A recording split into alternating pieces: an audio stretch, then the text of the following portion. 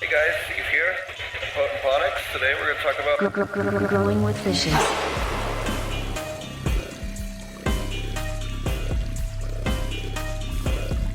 Growing with fishes.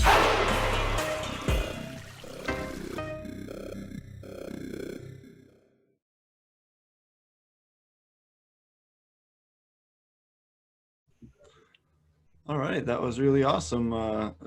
First Australian guest. We have another one lined up tomorrow for the same time tomorrow. We'll have Murray Hollum on. So always fun to have people from the opposite side of the planet talking about what they're doing down there and just a different perspective, especially from someone like Dr. Leonard, who's written really extensive books on this topic. So very, very cool. We also have, I think we'll do another quick giveaway and thank our sponsors. Wanted to say a quick shout out to Mammoth Microbes, Spectrum King LED, Real Growers, Optic Foliar, Foop Organic Sciences, Foop Organic Biosciences, and True Aquaponic Store for sponsoring the conference and giving us products to give away for people. Really awesome of them to do that and try and help steer people towards products that are a little more friendly to their environment and away from a lot of the chemical stuff that's out there. So thanks a lot for doing that. Really appreciate it, and the community really appreciates it. So we had Rasta Jeff is not feeling well. I just spoke to him about 30 minutes ago, and so he's not going to be able to join us tonight. So we're going to have Wade Laughter and Dragonfly Earth Medicine are going to join us for the breeders panel. So I'm really looking forward to this. For those of you that don't know, Wade Laughter is the father of many of the CBD strains that you see out there, and he's done a lot of work with information and getting that information about CBD out to the masses, and worked with a lot of children on CBD and just lots of different things involving CBD. It's great to have him on the show. And then we also have Dragonfly Earth Medicine, who's kind of the king and queen of regenerative cannabis, and we're really grateful to have you guys on, and couldn't be happier. So thanks a lot for joining us. Thank you, Steve. Nice to see you, Josh and Kelly. You too, Wade, and thank you, Steve. It's a pleasure to be here and to support you and to see you all and to be here today. Mm-hmm. I got stung by a bee, so my eyes kind of swole, as they say. I got good and stung up yesterday. So. Oh no, that's not good. We were just talking about wasps earlier and on a different with a different guest, so it's kind of funny. It's been a recurring theme today. So hopefully you get better and it isn't too much of a problem there for you. What is the herbal remedy you've been using for it? I'm sure you have something as stinging nettle maybe, or chewing on plantain. One of the weeds in the yard is one of the first things I did. and make a paste out of that with your saliva and just put that on the eye. And so we made a poultice with plantain and and then a little bentonite clay, activated charcoal a little bit later, and some Apis homeopathic. Exactly, the Apis homeopathic right away. Sky went up and got that for me. Kelly had that set up, and it was awesome. It was a big, huge hole in our field that was dug up by the bear probably earlier that morning, and the bear just found a huge, beautiful wasp nest. And Josh was filming it and got too close. I went up to film it, and I just, usually the bees are chill, but I guess when you get your home ripped apart, it's probably not the best time to be filming. So I got told. I'm sorry you got stung, but it's a good immune boost. Nice dose in nature. Yeah, it's good for the histamine reaction and good for glandular flow if you're, don't have allergies to it. So, it's helpful for the immune response. All thankful to the wasps. Very, very good. Wasps are great for the garden too, for getting rid of your caterpillars and other stuff that aren't so plant friendly. So definitely an ally in the garden for sure. I wanted to talk a little bit about plant breeding. A lot of people out there are wanting to get started with their own breeding programs, both soil and aquaponic growers out there, and cannabis growers all around. So I thought maybe we could start off is what kind of advice do you have for someone just getting started, trying to get into breeding? I guess we can start off with you, Josh and Kelly, and then we can rotate over to Wade. One thing that comes to mind is just to know, you identify what you're looking for, what type of breeding you're going to do, what your environment is. Is it indoor? Is it outdoor? Is it greenhouse? And identifying, I think having an intention, in breeding makes a lot of sense, and knowing about the lineage that you're working with. I mean, it can be willy-nilly and you can make anything out of anything crossed, and there's always a magic to that, and that's the beauty of cannabis. But having an intention and knowing your varietals you're working with, and then using your environment the best, and if possible doing it, if you can do it in your backyard or in the ground and in soil under the sun and moon and stars, and do like a 1-season outdoor seed germination and breeding. That to me, that's a really beautiful way to do it and start, and just be kind of realistic about your breeding. Absolutely, yeah. Definitely incorporating and bouncing plants back and forth between your greenhouse and your outdoor to make sure that they're adapted to that local climate and getting the benefits of that local terroir and the local microbes that happen to be in your area, for sure. Do it using those IMO collections and things as well in your aquaponic system to help further mineralize things can be a great way to take advantage and really bring those things inside as well. I also suggest a lot of us have like huge collections of seeds, and people give us seeds from all around. And if you're starting something and you've got like a whole lot of seeds, even if they're old seeds, I really suggest doing a crystal dowsing to decide which seeds that you want to plant that season. It just every year goes to show us, when we're doing the crystal dowsing with the plants, like which one is going to be the best varietals this year. It always tells us. This year it was the glazed ghost. Yeah, the glazed ghost, and the dowsing every time just went crazy over the seeds. We planted a whole bunch of them, and also, moon planting as well. When they do go into the ground, make sure that it's a nice water moon, and it's a waning. So that's helpful, waning water moon for planting best varietals. Well, what about you, Wade? A lot what Josh and Kelly said. I pay attention to the moon cycles and use the biodynamic planting calendar. I really liked Josh's observation about intention, because that's really been back when Harlequin happened, I realized that CBD plants were going to be of interest to people. And I also decided that THC was probably would be taken care of by many of the other folks that are out there doing this work. And part of what happened for me as I got to know people who actually truly needed cannabis to treat some condition they were suffering from, it really became important to recognize that when germinating seeds and putting plants in the ground and selecting plants, that my thoughts were often with those persons that I was hoping would see benefit from what we were doing. And I can't point to science that says that has anything to do with what you get, but it is my experience that it has something to do with what you get. It's really about what are you looking for? And then that's where, as Josh was mentioning, look at the lineage that you're working with. What are the genetics of the plant that you're using as the mother? What are the genetics of the plant you're using as the father? How might those genetics help each other? How might they be a contradiction to each other?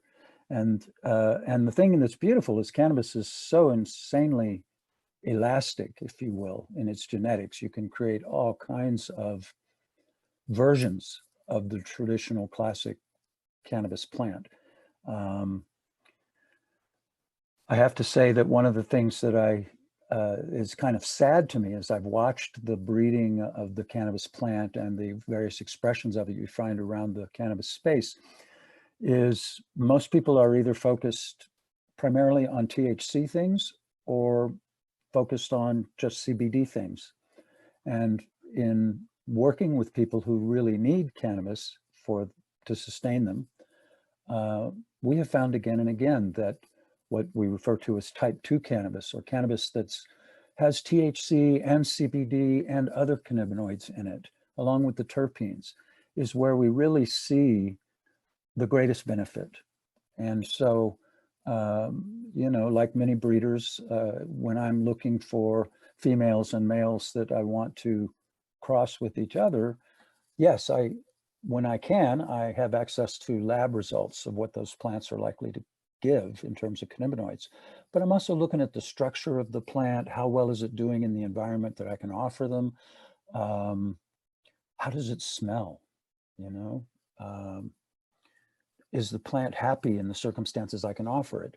And if it is, then that's a plant of interest to me, because one of the things I've realized is the different genetic expressions of cannabis can do really well in my garden, and other versions of cannabis do really poorly. And I think it has a lot to do with the environmental conditions and the soil food web that I can offer them. I've loved some of the conversation I've heard today about making your own inputs and how to feed your system. And so much of what was being shared really applies also to soil. And I'm not an aquaponics farmer. I've had friends who have done it, and I have a big wild nature pond on our property that has a bunch of fish and plants and all kinds of beauty going on. And we use that water to water our food forest. But the state of California has very strict laws about water and cannabis, and no, we can't use it on our cannabis. It's kind of fascinating. So that's kind of where I come from on the breeding thing. Is really I'm looking for things that help a child that has seizures, or a friend that has colon cancer, or multiple sclerosis, or the conditions are so varied and wide that cannabis seems to provide some benefit for. And that's really, I would ask more and more breeders to really think about that, pay attention to that. And of course, there's undeniable therapeutic benefit in the part of the cannabis plant that I most enjoy, which is the psychoactivity. It's really a beautiful thing. And THC has many therapeutic properties. And many people are scared of psychoactivity because, like many medicines, cannabis is very dose dependent. A small dose, or one puff on a joint, if you will, is going to give you a considerably different experience than smoking the whole thing all by yourself when it's top shelf flower. They're just really different experiences, and both are valid. It's really a question of which one are you looking for. And most people, a lot of people that I encounter, are interested in the therapeutic benefit of cannabis without the psychoactivity. And I try and educate them on the importance of THC. But what's true is any medicine that you might formulate for someone, it's up to them if they're going to use it. It doesn't do them any good sitting in the bottle or in the jar that you've made for them if they don't use it. So you really have to find the preparation that works for the end user. And that's been a guiding principle in my breeding for a number of years now. So I'll stop. What do you got, Josh? Nothing other than love. I have a lot of love for what you just said, and appreciation for, your approach and your wisdom and everything. So I'll just stoked to let that be. That was good. Important, wise words. On that note, what cultivars have you found that have been very therapeutic for maybe a wide range of people out there that You know, there's a lot of people watching this because they have a family member who's sick, or because they are wanting to get into this and start creating maybe their area newly legalized or their country newly legalized, and they want to be part of this. What are some of the cultivars that you know, you've really seen that help people? Well, historically, going back a number of years, Harlequin, of course, seemed to provide a wide range of benefits to a large number of people. It's increasingly hard to find. I don't have any Harlequin on my farm at this point. I know folks in the area who are still working with it. And she was a wonderful plant. AC/DC is one that's fairly well known, but is a really interesting plant because when you start talking about, there's so many benefits that AC/DC seems to offer, particularly for seizure disorders and neurological pain, peripheral neuropathy, those kind of things. And it has very little THC, so it's the psychoactivity is not much of an issue for many of the folks who use it. One of the things that's most interesting about AC/DC is it taught me something about the importance of environment for cannabis plants. AC/DC is out of Cannatonic originally, is my understanding. It was first identified on the Mendocino coast of California, where the humidity is typically 60% or more. Temperatures rarely get above 80 degrees. Fog is a frequent feature. And in those conditions, AC/DC grows really beautifully. It's a traditional, almost indica type plant. It's a cross of indica and sativas based on leaf structure and morphology of the plant. But when you bring AC/DC to my garden, I'm at about 1,000 meters above sea level in the Sierra Nevada mountains. Our daytime temperatures in the summertime get up into the 90s pretty routinely. Our humidity is in the low teens or even single digits. And in these conditions, AC/DC grows like a fern. It can barely hold its own weight up when you flower it. So, and I just thought, oh, it's a symptom of this, it's a characteristic of this plant. This is just the way it is. And that was the first 3 years I grew it. But then a friend showed me some AC/DC that he had growing indoors. And his climate control was mimicking what's available on the Mendocino coast. And so the last year I grew AC/DC, we put up 60% shade fabric structure over four little cuts that I put out in around June 15th. They were about 6 inches tall, and lightly watered, misted the deep ground mulch that we had. And we've been doing lasagna bed type regenerative practices here for a number of years. So they had a good place to start. And we kept the soil top layer mulch pretty moist through the summer. So there was relative humidity inside that shade structure.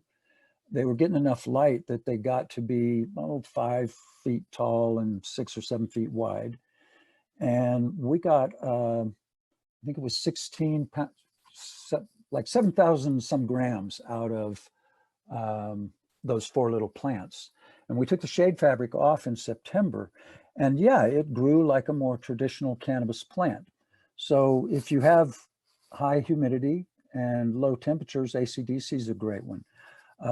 We've had some good luck with some of the things that Lawrence Ringo did. Harley Sue, Sour Tsunami. His conditions in southern Humboldt were similar to our own here in Nevada County.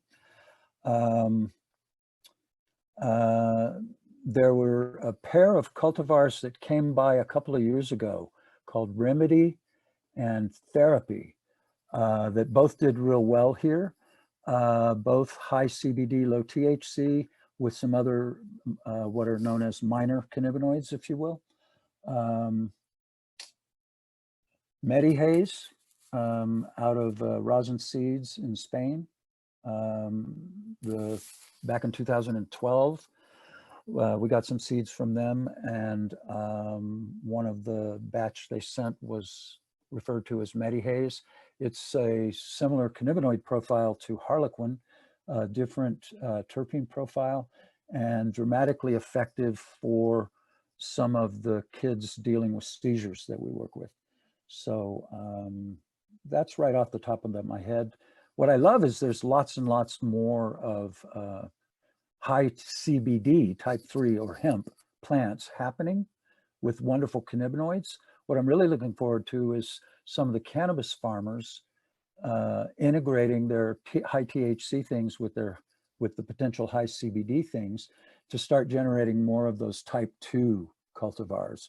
And I really think, quite honestly, that we've driven the breeding around THC so far down the THC path. There's a lot of potential consumers that don't really enjoy modern cannabis.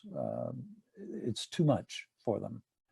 And I know that, at least according to the prohibitionists, back when I first tried cannabis, most of the cannabis you got from Jamaica or Mexico or wherever had CBD and THC in it. Most of them had more THC than CBD, but most of the land races, like Breeder Steve earlier was talking about Santa Marta.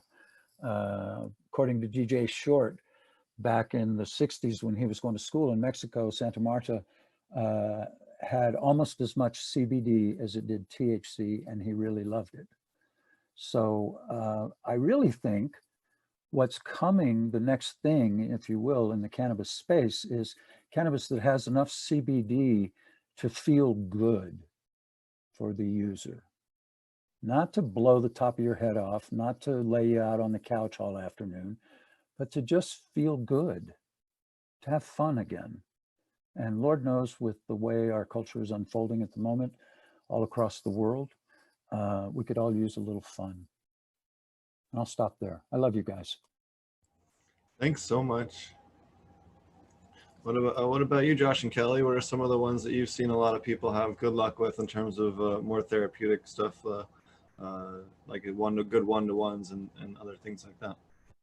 Yeah, definitely the Harlequin. We got the Harlequin, just to go back on a few of the same things that Wade said was, and we had the Harlequin early on as the clone we got from a friend in Portland, and grew that up for Kelly's mom at the time, and that was really useful. And that was sort of the beginning of our journey into CBD and understanding what it was, because it was all really so new at the time. And it was just a really beautiful plant with really, just good growth and mid-range leaves, and not too fat, not too thin, but nice in between. And then we got some of the CBD got connected, with AC/DC. Yeah. And grew a good amount of the AC/DC up. A clone that we got and brought it up to our environment up in British Columbia, which hearing Wade, you saying that about it being a good coastal strain, it did really well up here. So in the part of British Columbia that we are is an inland rainforest, and it's definitely a wetter environment in general. So it turned out really like it was a very rich bud, and flower. The AC/DC was for us. Really heavy yielder. And it Yes. seemed like when we bred it back into sort of its Afghan roots, which was we bred it back into our mothership, which has like a purple tie and a real original Afghan, it just was a marriage of forever, and it created an incredible one-to-one. We created a strain called the Healer from that. So, and a bunch of the family, pure certified family down in California are growing it, and in Oregon. And it just seems to have a one-to-one. No matter what you do with it, it's got, no matter what seeds are produced from it, if you breed it back into itself, it's always a really high one-to-one. Extremely flavorful, really good for hash making.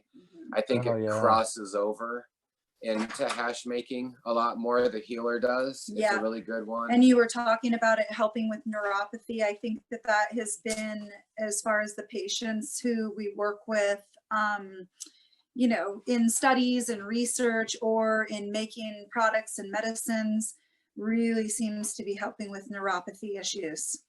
Any kind of maladies with neuropathy, migraines, any kind of nerve ending pain, anything like that, it's been phenomenal for.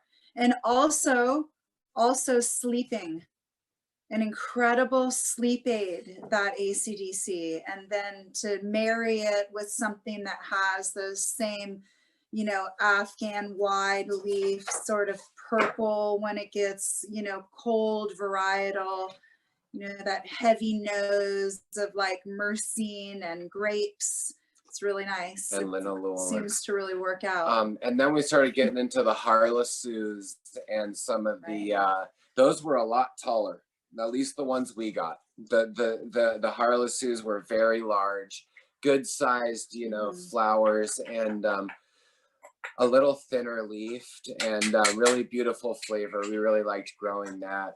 We had some Ringo's Gift, which we got the last few years, which had an incredible spicy flavor to it. And the spice in the Ringo's Gift last year was one of my favorite terpene profiles, and we didn't get those terps tested, but it was a really, really spicy.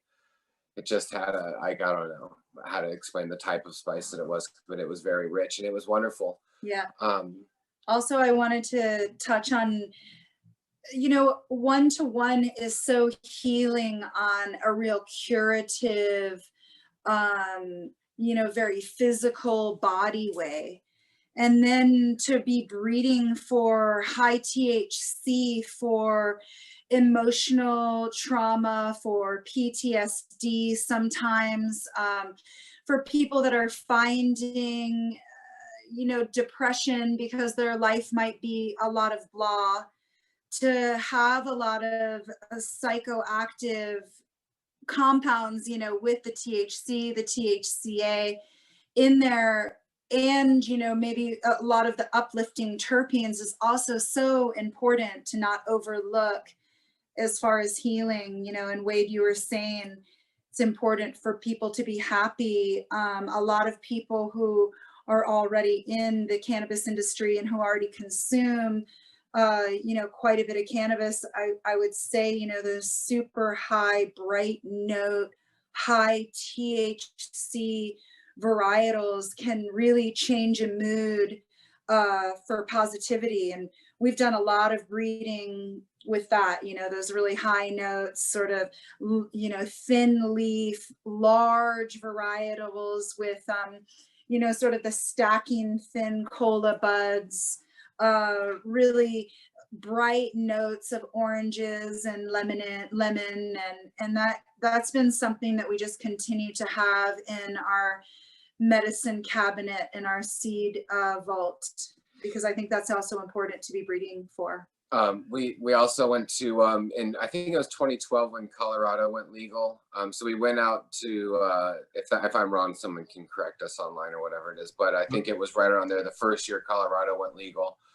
We went out there, had a booth, and we were right across from Elite Cannabis at the time, from out in Colorado, and they were working with, and I think this is right, Dr. Shackelford, if I'm right. Yeah. I think that was right. Yeah. He was, you know, from Israel.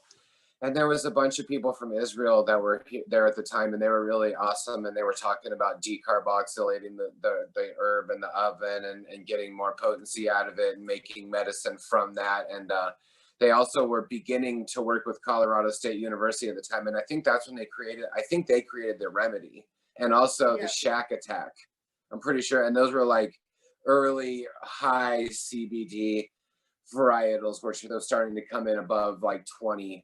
The original ACDC we had was around 19%. And again, that's just testing, so that could be off due to a lab, but they were high varietals. So we also started to get to know Centennial Seeds out in Colorado, and a lot of the early breeding that was going out there, and John and the 707 grows and all those families. So we started growing like the Otto and some of the cherry wines and some of the champagnes. And then we started, our pure certified group. The Otto came from the hemp Cannabis. Fields Farm was doing a lot of work with the cherry wines and different things out there. So we started to see how hemp was coming in as a source of CBD, and how some of the hemp was starting to become really flavorful and really move out of, the food and fiber hemp and really into more of the real juicy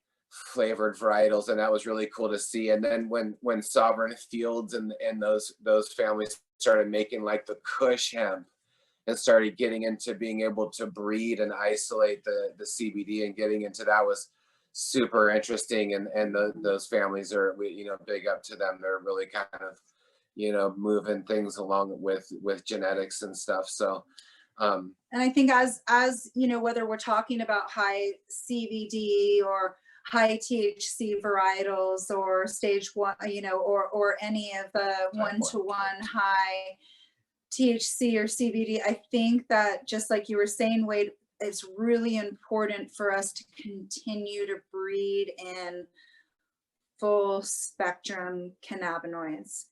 Always needs to be some CBD in there. Always, if you're breeding for high THC varietals, have some CBD in there.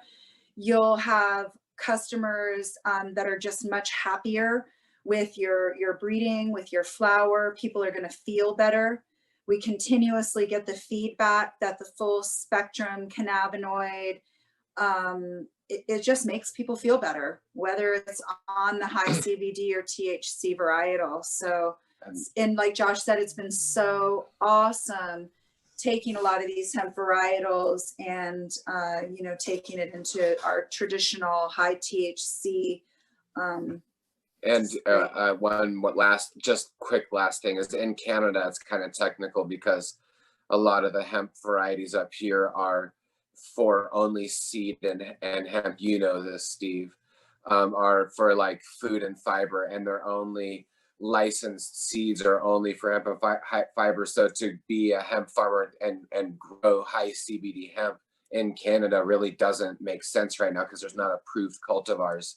So in Planta, and Daryl Hudson is working on some really good breeding. A lot of the varietals that we're talking about down in South, and most of the ones we mentioned, like here in British Columbia, don't finish outdoors. They need a light deprivation in order to make medicine up here. So that's an issue up here. So in Canada, if you want to grow high CBD medicine or even across a medicine, you would have to get a THC license and then, provide those products through a THC license right now. So any high CBD, even total CBD, you'd have to use a THC license up here, which is kind of interesting.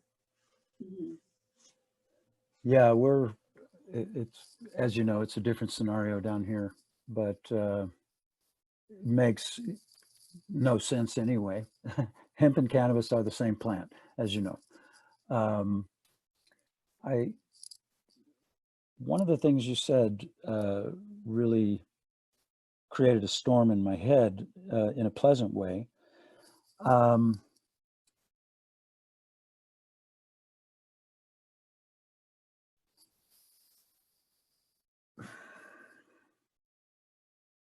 But I forgot it. So, huh.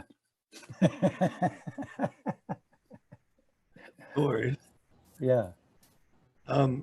So what type of traits do you guys look for in a male? I think a lot of people know what a good female looks like, or at least think they know what a good female looks like, but not a lot of people know what traits to look for in a male. I know one of the things that I really like to look for is doing stem rubs and trying to see what kind of preview on those terpenes I can get, and also, if I can, growing some a little bit ahead of time and letting them mature past pollen dumping and allowing those trichome heads to mature a lot more, again, can really help you really see what that potential is on it. What advice do you guys have for determining the best male for breeding programs? And then maybe maybe in the case of maybe open pollination, where you're trying to take maybe the best 30 or 50% of the males, and then maybe in a more closed situation, maybe where you're just trying to look for an all-star. What are you looking for as far as traits?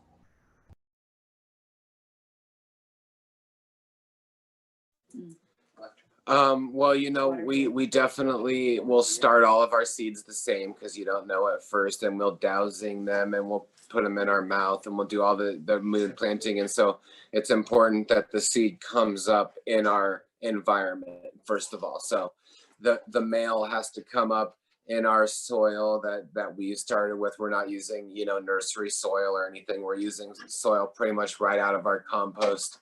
Maybe it's not as rich as garden soil, but it's biologically active, and indigenous microorganisms are, everything's, you know, very active in there. So that seed will have wanted to, you know, come up really vigorously, and we'll kind of take note of the field of plants that we're growing with. I mean, it's nice to be able to ability and an area to expand your genetics through open pollination and using multiple males, you know, in an area that's far away from your garden. Then I think that's a really good thing for genetics, and it's an important and positive thing. So, you know, having said that, you know, to choose a male, you know, it is difficult. And maybe, you know, if you have a lab that you're working with or a field testing kit, you might want to test the cannabinoids in your male plant early on. So one thing would maybe be a field test kit or some kind of early tissue sampling of your male for specific genetics or specific chemotypes. So, you know, say in a way like what you was talking about was if you're looking for high CBD or say THCV or, you know, one of the CBCs or one of the ones that are new that are coming in, you know, you might want to grow a bunch and isolate the males through testing. And you already mentioned stem rub. Another thing would be just color, of course, in the stem. You can see colors in the stem and in the stalk.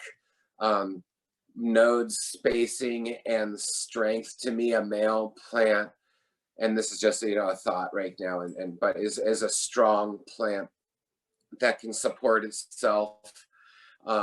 That grows, doesn't have to grow tall necessarily. And, you know, I would just look for something that, you know, can support itself and has a really strong flavor in a stem rub, and also creates a lot of flower at the top.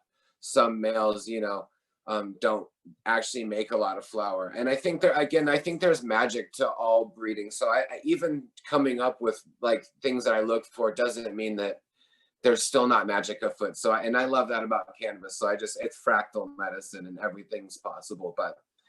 But when you're choosing something, you know, and then if you're a regenerative farm and you're growing out in the field like we are, you know, a lot of our plants are in nurseries only for a short time and they may not show male. And then we might want to plant them in the ground. So there's like a technical thing there, you know.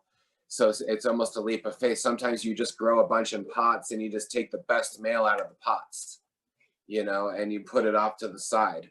Or in this case, this year, we dug plants up out of our greenhouse that we thought were just, I mean, it's kind of obvious when you find an amazing male, you know, because they're just really strong terpenes, you know, and the leaves, like, again, we like to go for a color, you know, and our glazed ghost, we got this beautiful reds and everything. So we have these red stalked, you know, things. So we're looking for that. And then we bring it inside, and then there's multiple ways to keep the male pollen from that point. And digging it up, it would just need to be moist and in the shade for at least a day or two, you know, a bunch of, like a week. It has to be totally in the shade for a week and very moist in the roots, and you'd want to like transplant it right into a pot. It will stay alive. And I think you want to let the pollen build as much as possible before you do that, and fill it up, but not contaminate your garden, and then dig it up and then bring it inside and put it on your deck or somewhere, you know, in the shade, but not so in the shade that it doesn't keep progressing. So after about a week, it's nice to get a little bit of sun on there so the plant like is stimulated to continue growing. So, and I'll let other people talk, and Kelly has a lot of things to say too, yeah, probably. But another thing is, so if you're gonna do cutting the top off your male, you know, is another thing. You could grow a bunch of males in your garden in the ground, and then right before the male flower is gonna is going to pop all of its pollen, you can cut the top off and put it in water and keep it in a vase over a glass table. And then that pollen will continue to progress, and it'll dump out on the table. So Daniel from Heart Rock has some amazing, work that he's been doing, because he made like 140 different varieties this year. And there's some people out there that are doing some incredible work with multiple males and creating male boxes that stack on themselves. Oh, shit. Hello. That So was a beautiful summary. male boxes that you can stack on. So there's lots of different ways to keep a male, and it is technical. Once you find a male that really does provide it, it can make a lot of sense to clone it. Some of the more heady elite varieties are done from a cloned male that you just know. Some of the chem dog, varietals, that you can save, or from the really incredible man that always made a really chem dominant plant. So if you find a male that translates into breeding, it can make a lot of sense to make a clone. So that's one. Those are some thoughts on males. Yeah, all of that. I would just add to it, or reinforce what one of the first things Josh said going into that beautiful wrap was, know the lineage of the seeds you're working with. And then I loved the idea, and this is also what I do. I look for color. I look for the structure of the plant. I look for, one of the things I try and pay attention to is how quickly does this male flower compared to other males, because one of the things that I've been looking for is plants that will finish earlier. So my assumption is that a male that comes earlier than another male is likely to induce earlier flowering in the offspring of that plant. Obviously a stem rub to see what sort of terpenes are going on. And yes, I have at different points in the work actually kept males going, sent samples off for analytical testing, and found males that were of interest. But long before I got to that point, there was a whole selection process around smell and structure of the plant and vitality. And I don't necessarily look for tall things. I look for plants that have the right smell, the right color, and a certain kind of electric vitality. I don't really know. I've tried to describe what it is I look for in plants that become of interest, if you will. And there's a certain kind of vitality, a vividness in their growth. I don't know. There's a bunch of different ways that you could describe it, but it really has to do with, I think of it as sitting with the plants, really paying attention to each individual plant and seeing what he or she has to say to you, right? So, and then the other thing that you said that I like a lot, it's something that I'm playing with here in Northern California, is the idea of finding plants that seem to do really well in our environment and let them go wild. Let them grow in a standoff away from your cannabis garden where males and females can be together. Let them make seeds, let those seeds fall to the ground, come back the next year, see what's going on.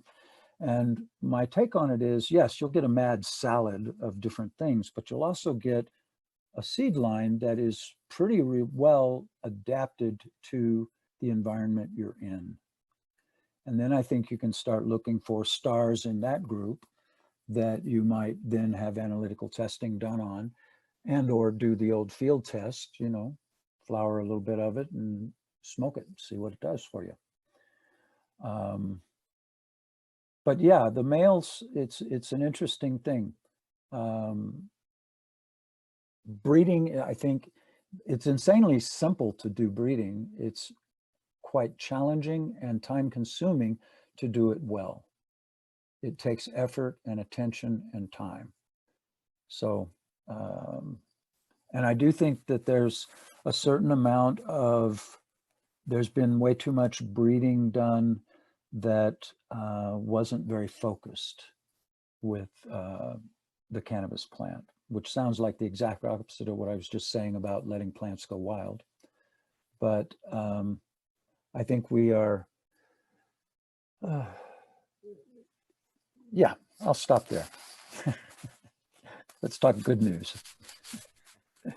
I know both of you guys have worked on different unique things. I know Dragonfly, you guys have been working on a very peculiar looking cultivar. Do you want to tell everybody a little bit about that one?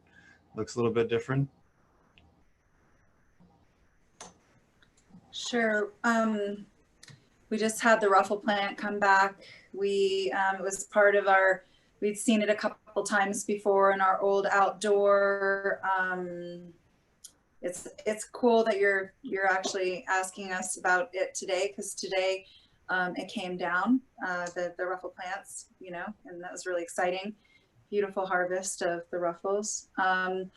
And yeah, that was a long lineage of our outdoor white grizzly, which was some Lasqueti Island mixed with some inland BC varietals for early finishing. Huh? The white grizzly. Yeah, white grizzly. And then we had seen it, but it wasn't something that we were interested in keeping because it was just, didn't really make big flower, you know, it was really small. It might have gotten shaded out by all of the other really tall plants that, you know, we were working with at the time. So it wasn't anything of interest. And then when it came back, we thought, whoa, it's really amazing, because we sent the seeds down to Oregon, gave it to our friends who are the Peace Seedlings, great family down there. And they bred it with a couple of different varietals. They called it some papaya strains. And then we got it back from them after them working with it for like 10 or 12 years. And they got some varietals out of it too that were also interesting leafed, and it just started kind of showing itself. Yeah, so out of maybe, I don't know, 30 seeds or something, over half of them were showing some really interesting leaf patterning. And yeah, so it's not a really vigorous plant. I mean, it's extremely beautiful, really interesting, grows really short. The males are not vigorous. We had a really hard time keeping the males and getting pollen from them. So breeding them it's been really difficult. Like, we'll see if we even get through this generation this year. We only had, I think, a total of 5 plants this year of them. So even for us, they're super unique. I mean, it's not going to be a thing where we have a bunch of seeds available or anything like that. Like, it's sort of like this wow thing. This year it has made a really amazing fermented papaya, really fruity flavor. I mean, it really does. You know, some papayas have that kind of bile, rancid kind of flavor. I mean, it does smell good, where sometimes bile's bad, but it has a really nice papaya flavor. Yeah, so that's the ruffle plant is what we've been calling it. Kelly's got some leaf patterns of it right there. And it's really beautiful. So it's been fun. You know, we grow a lot of seeds every year, and we have ever since, you know, 1999 was our first year growing, you know, hundreds of seeds, and every year we've grown hundreds and now thousands of seeds. And so we see a lot of things, and this is one of the most unique things we've seen. Mm-hmm. So, and that's been really fun. And also, you know, not only does it, like Josh said, that it's got an interesting terpene blend, it really does. So as interesting as the leaves are, is as interesting as the terpene profile is on it. Really quite different. There's other plants out there that look like it, and it's just cool to see you know, what the plant does, you know, it's just genetics, you know, it's just, and we're gonna get it tested this year. So that's really exciting. So we're gonna do some wide testing with it and see if we can see anything that has come up differently. But I'm sure that the terpene percentages are gonna be really high, which is exciting on that. And they are such lovely, beautiful, frilly plants that grow low to the ground. Like I could see them in just luscious landscaping and in and amongst, you know, flowers and suburbia or whatever. And yeah, and it seems that the flowering on them, I don't know if you mentioned this or not, but definitely is going, you know, well into 10 weeks or whatever. It was a much later flower for us, even in our light depth situations. So that was really fun to check it out. Other breeding that we've been doing is outdoor, non-assisted, you know, genetics, working with some auto flowers from Heart Rock, those lion claws and all those variations are just superb, and people should totally look up, you know, what's going on there. Also just mixing that with things that are happening up here in the British Columbian family and in our genetics, but we've been always making genetics. So we really do like to grow under the sun without, you know, assistance and still get those strong terps. I think sometimes the terpenes in outdoor grown cultivars here in British Columbia, maybe not quite as flavorful and as dank as you'd want them to be. So if we can bring more flavor into an early finishing cultivar, those are going to be our intentions if we're going to, you know, go for intentions. So bringing that flavor into the fruities and the foxy fruities and the different things that are happening up here are a lot of fun. Also, just the hash varieties that the Pure Certified groups are working with, and the raw hash dumping varieties, you know, are something of interest to us, and we're continuing to grow a lot of different varieties of that. Our big focus here is CBD and medicine varieties because of our myco canna caps and our, you know, medicinal mushroom cannabis medicine that we make. So that's and also our decision to work with hemp up here in Canada. So that has been, you know, a decision that we've decided, you know, to continue moving hemp forward, and going towards that, you know, licensure is what we've settled on up here. So hemp seems to be a real focus. And what we were talking about earlier is a lot of the really beautiful dumping high percentage CBD varietals don't finish up here on time. So we've been taking those early finishing auto flower varietals, breeding them into the high CBD varietals. And now it's just going to be a matter of just testing to try to breed out that THC so that we've got a really early finishing, beautiful nosed, sort of everything that you want out of a cannabis flower that's CBD, but is still under the definition of hemp, which again, Wade, I wanted to recognize when you were saying cannabis is cannabis. And when we're talking about the word hemp, we're just talking about it under the 0.3% THC varietal. We are not differentiating the plants at all. We're only differentiating the percentage of THC. Yeah, that's a thing that folks have to do in order to work in the hemp space. And, you know, from my point of view, the beauty of the hemp space is the opportunity to look at other cannabinoids that the plant can express. And because the only issue is THC. So, and as we've talked, you know, the plant is totally capable of expressing many things.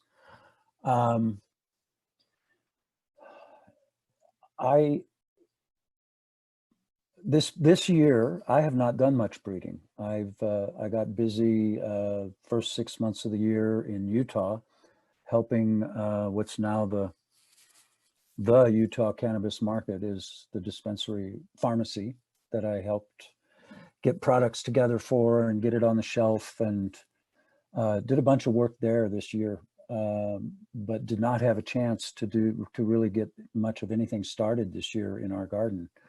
I got last year when we had the Dim Pure Hive gathering. Some of the folks, we had that little seed exchange going on there. I got some seeds from one of the families of Loving Laughter, I think it's called. And I started some of those in April. I came home for a few days and started some seeds and had somebody keep them going, and we got them out, and they're doing really beautifully in our garden. And I'm looking forward to seeing what the cannabinoid profile is like on it. The sample that I tried last year was really lovely. It's got some beautiful terpenes expressing. Looking forward to seeing how that works. Would love to, at some point, maybe hook up getting some of those healer seeds. That one-to-one thing that you were talking about sounds really magnificent. Because again, I'm pretty convinced that's the real need right now, is bridging that gap between cannabis and hemp. The other thing that I wanted to say is I do have a number of projects that I was working on last year that I'm looking forward to getting started again with this coming year.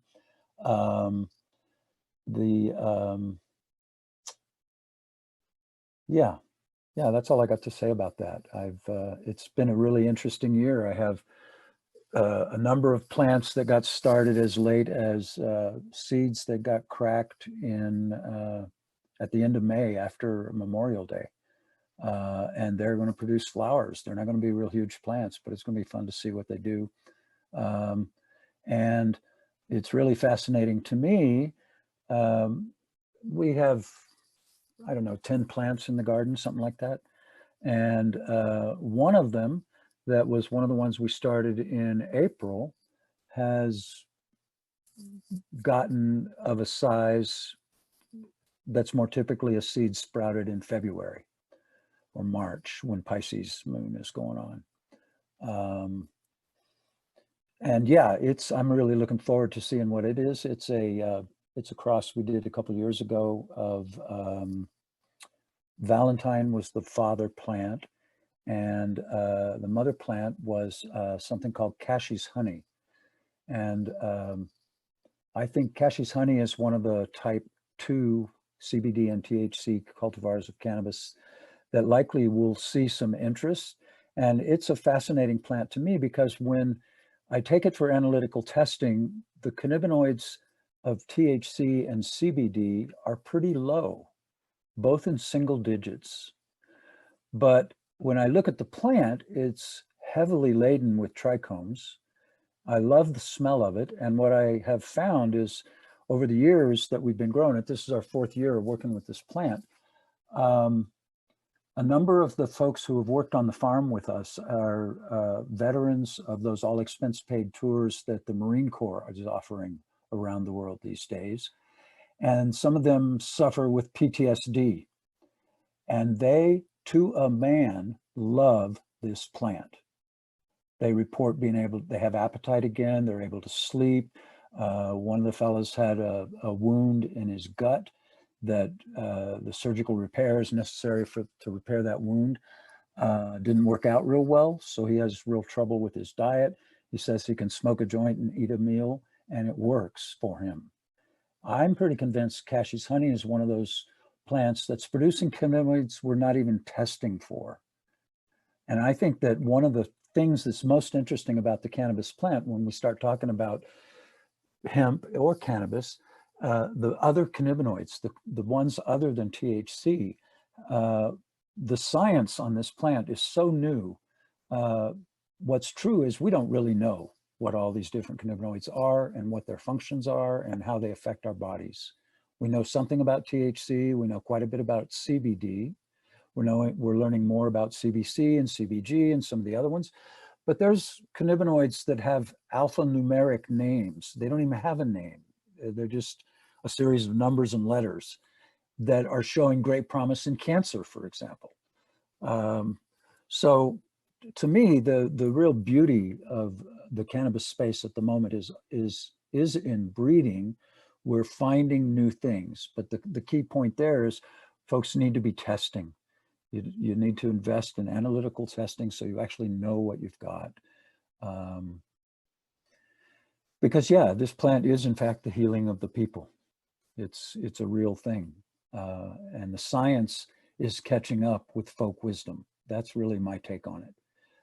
We, in working with this plant, those of us who have worked with it for years, know the effects that it can have, including psychoactivity, which again, I love.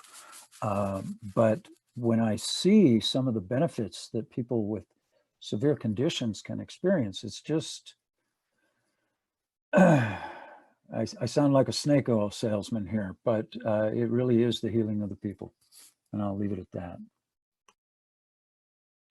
And the healing of the earth. I'll just, continue with that. And I think just to jump on what you were talking Sorry, Steve, about. is it okay if we continue? Oh yeah, no, I was just going to say definitely not snake oil. Go ahead. Yeah, exactly. Is that, we've always said, and I know a lot of us who are breeders are saying that we breed for cannabinoids that we don't know about yet, just like you had said, Wade. And I think that since we are breeding for cannabinoids that we don't know about, what we do know is that when the plant is in its ultimate potential health, then it has the ability to produce its ultimate potential cannabinoid profile, its ultimate potential terpene profile. So, I cannot stress enough that breeding, should be done with the thought first of the plant's health and well-being. How is the plant's health and well-being? Where is the plant? Let's really caretake this plant, because we want the next generation of the plant to be as optimal as it possibly can be. So deep soil, living soils, beautiful beneficial microbiology that create dynamic dispersion of nutrients and minerals, and give the plant an opportunity to uptake nutrients and minerals at its whim, whenever it wants to. We know that plant uptakes nutrients if it's feeling stressed. It might want a specific mineral compounds that it's looking for. It's not just like this NPK. Let's, when we're doing a vegetative has this. Well, it has a wide variety of food sources, no different than what humans, So have. We're interested. Yeah, so it can produce a wide variety of cannabinoids, and that we know that interaction of microbiology underneath the soil, I do believe, has a tremendous impact on cannabinoid and terpene profiles and the medicine that it's producing, because that's what makes the medicine, is what it's being fed, and what it's being fed is underneath the ground, and underneath the ground creates this endophytic microbiome within the plant. And the more diversity that we have in the soil, the more diversity that we have inside the microbiome of the plant, which is the more diversity that we have in its medicinal compounds. It's pretty simple. So let's treat the plant really, really well, and then we'll get wonderful bounty out of it. And if I can, I just like to say it's also a sentient being. And if we look at it from a plant medicine standpoint and a nature spirit plant medicine, as you're growing a plant, it's forming its medicine with you, in conjunction with your existence, in conjunction with your vibration and everything that you're thinking and feeling. So as you're growing and evolving in that year, the plant is growing and evolving with you, and it has the ability to make medicine for you. So every person being able to breed for themselves is probably the best thing in the world.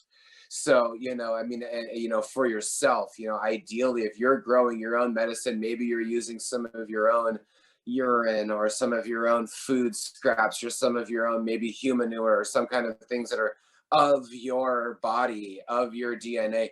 The plant's going to uptake that and create medicine that's for you. So ultimately, you could grow your own healing medicine better than anyone could. So, and I think that, and adding to what Josh was saying, is that the seeds that are being made in 2020 are incredibly valuable to our human evolution.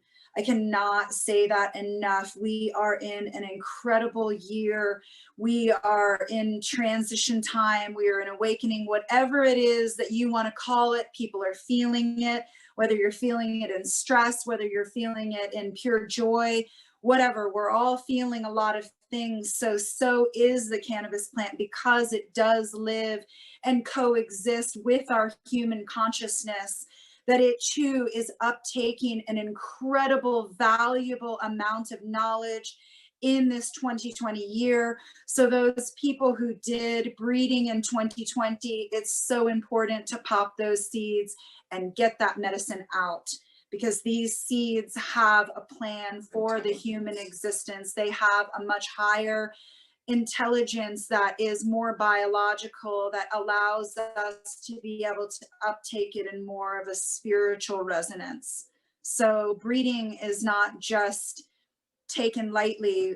We need to recognize that this plant is a sentient being, that it does have a higher medicinal value for our collective consciousness.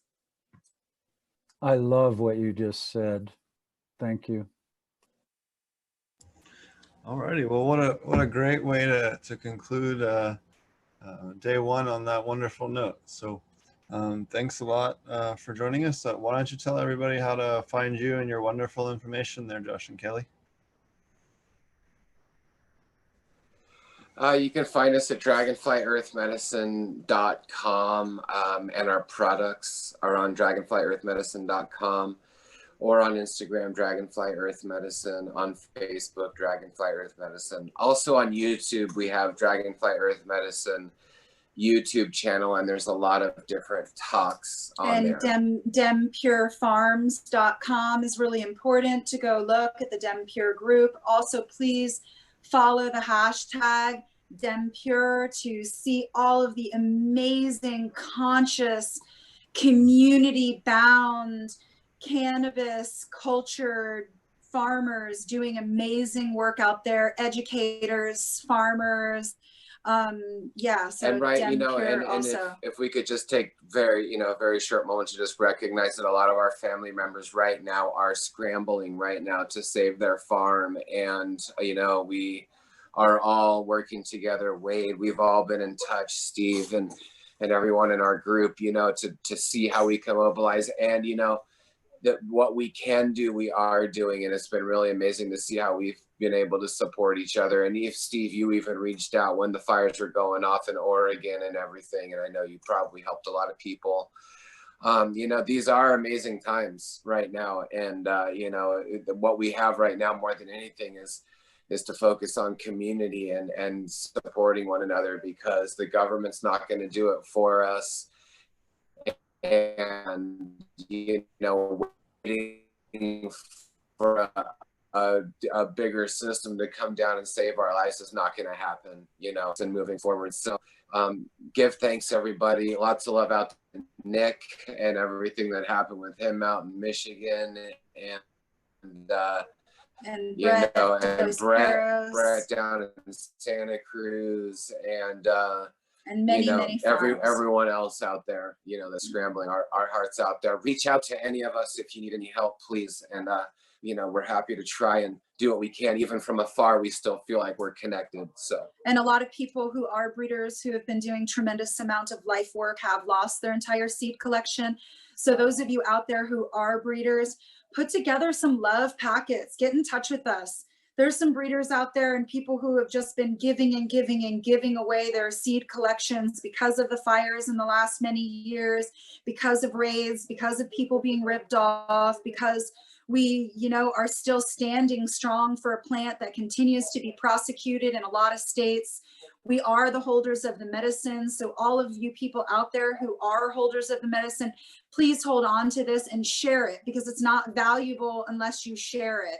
It's not valuable unless those seeds are popped in the earth. It's not valuable until it has that interaction of earth, human, water, sun existence. So let's continue breeding. Let's continue coming together and doing away with divisiveness, like Josh said, bringing more polyculture into our lives of humanity, into our gardens, and into our seed collections, and as well as into our medicinal values. And in preparation of fires, before you go and burn off all your sticks and burn off everything to save yourself from a fire, consider burying it in the earth. Consider taking all your sticks or any trees that you're taking down and chipping it and sequestering it in the earth and building a garden over it, because it can last a lot longer in the earth as you know, as a rhizosphere. And if there's anything I know that Wade is talking about and tricks that you've been talking about today, DemPure Collective is an amazing group to turn to over and over again. The regenerative group out there, even beyond DemPure. If we don't have the answers, I'll tell you what, there is some incredibly intelligent, connected, biologically intact brains out there in this cannabis industry that are here to save the world, that can get the right information to you. So reach out. We are also open to all of you. Awesome. Thank you so much. And Cool. what about you, Wade? What's your website? Our website is available at houseofharlequin.org. And we have an Instagram and a Facebook. Those are both, the house part of it is spelled H-A-U-S as versus H-O-U-S-E, like our website is. And we're working on fixing that, but there it is at the moment. I don't know. There's a number of videos of me chatting out there. I'm working on an educational series with our local dispensary. They want a package of videos and interactive meetings where I can inform the end user about what do we mean by cannabis medicine. And I keep getting reminded that most people don't really have any sense at all of what we're talking about when I launch into my things about cannabinoids and the endocannabinoid system and clinical cannabinoid deficiencies and blah blah blah blah blah. They lose it. So yeah, I'm really focused on trying to inform folk what it is that's possible and how they can go about taking charge for themselves to use cannabis as medicine. And in my curriculum vitae, if you will, my CV of accomplishments or things that I've done in my life, being able to join the Dragonfly Earth Medicine family as a DemPure farmer is, I consider, one of the highest awards I've received in my life. So much respect to you, Josh and Kelly, for what you've created and the family of people you have drawn to your work. Thank you for letting me be part of the party. And on that note, thank you, Steve. I'm loving the show you've done today. There was some great guests and some really big data drops going on there, some good information. So looking forward to being able to view the whole thing at my leisure someday when I have time. All right, much love. And one more thing, Trix, I just wanted to thank you so much. You continue to information, you continue to spark this greater community, you continue to be an unbelievable voice for the cannabis plant, for regenerative, you're always pushing forward, you're always trying to get it. I just appreciate you and the wardrop for people that you're just a gem in this world. I'm just so thankful for you. So we're really honored to be on today, and I'm just so thankful to have you in my life and all of that right at you too, Wade. Wow, you know, so much love for the work that you have put out and continue to put out into the universal flow. Thank you so much. Thanks so much for that, and thanks for all the work that you guys do. You guys really bring together more people than just about anybody that I know. So thanks again, and you know, you guys are part of the inspiration for this, the wonderful event that you guys threw last year. And I feel so blessed to be part of that. It was right before a big life event in my life, and it helped me through that quite a bit. So I really appreciate it. Big respect to you. Yeah, thank you, Steve. We like to call him Tricks because he's got tricks up his Steve. So I'm just So now you know, everybody knows. just why so we you know. call him Tricks. Tricks up his Steve. Yeah. All right. I appreciate everyone taking the time to come on. If you like this content and you want to help us pay for the servers and everything that we use for the website, we do have a couple t-shirts for sale. You can buy them if you want to help support it.